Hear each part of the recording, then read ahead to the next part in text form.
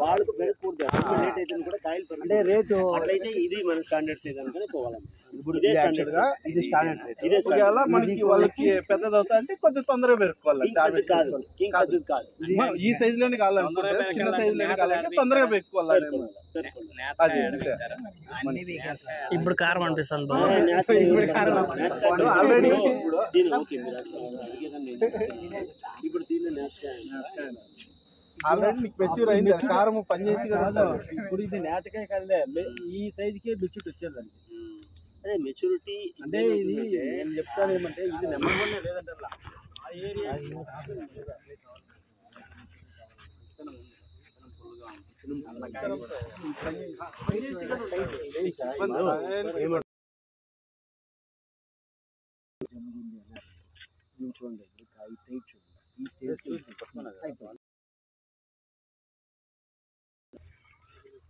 కాదు కాయల ఫిట్నెస్ నీకేమన్నా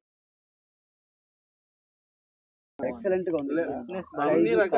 ఫిట్నెస్ అంటే మనకి గింజలు ఎక్కువ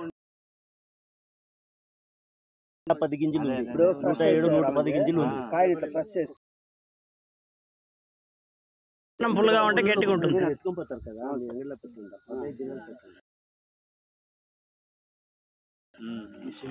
ఎందుకంటే దీంట్లో మాయిస్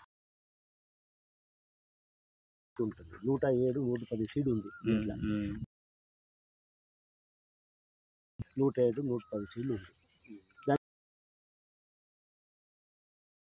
వెయిట్ వస్తుంది, రైతులు వెయిట్ వస్తుంది. ఇప్పుడు ఇదే ఇంట్లో ఉన్నా మా పేరు పెట్టే పని అంటే ఆ ఏరియా బయట ఉంటే ఆ ఏరియా అట్టుంది కాబట్టి ఒకసారి చూద్దాం.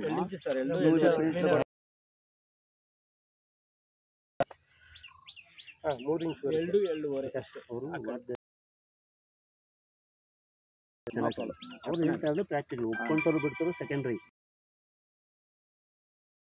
ಬಿಟ್ಬಿಟ್ಟು ನಾವು ಎಕ್ಸ್ಟ್ರಾ ಏನು ಮಾತಾಡ್ಕೋಲ್ಲ.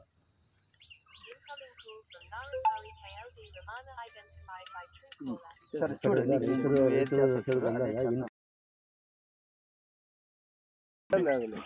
ఇప్పుడు మాకు ఇన్ఫర్మేషన్ కావాలి కాబట్టి ఓకే అని చెప్పేసి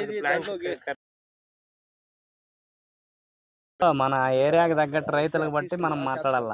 అంతే అంతే అంతే. మళ్ళా మనం మనకి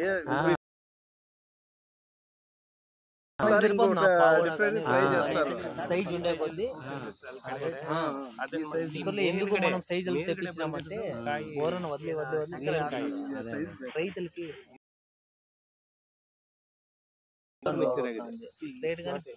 మనకు సెట్ అవుతుందిలే. మన కళ్ళలో మందులు కూడా తరగ్గా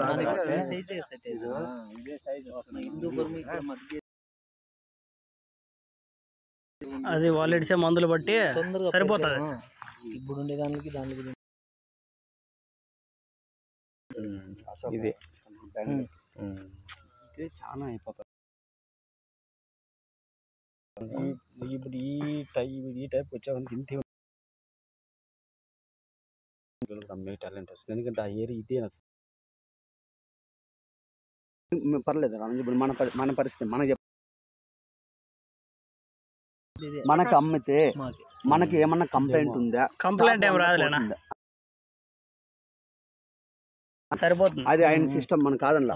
మనం ఏంటంటే ఇప్పుడు ఉల్కా పోతుంది, డెమన్ పోతుంది, వైష్ణవ్